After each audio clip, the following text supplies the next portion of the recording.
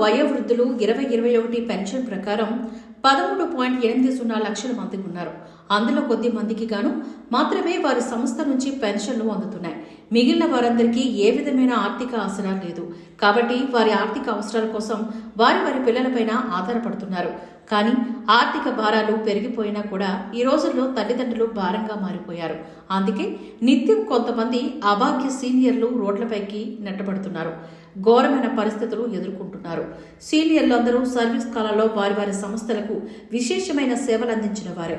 వారి శ్రమ వలన ఆయా సంస్థలు అభివృద్ధి చెందాయి. జాతీయ ఉత్పాదకతలో కూడా వారు భాగస్వాములు. కాబట్టి వృద్ధాప్యంలో వారి బాగోగులు చూడవలసిన బాధ్యత ఆయా సంస్థలది మరియు ప్రభుత్వానిదే. Employees are denied any assured pension,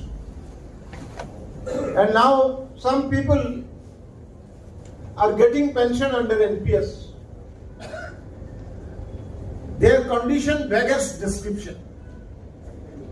Last month we were having in Guwahati a convention on the demand of scrapping NPS.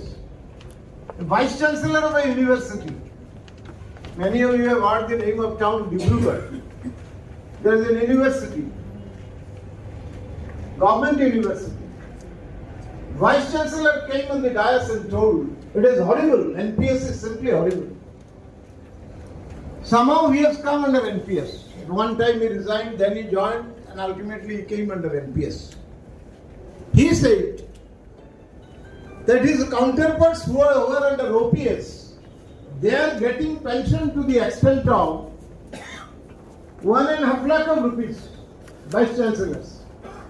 And he under NPS, he is also Vice Chancellor.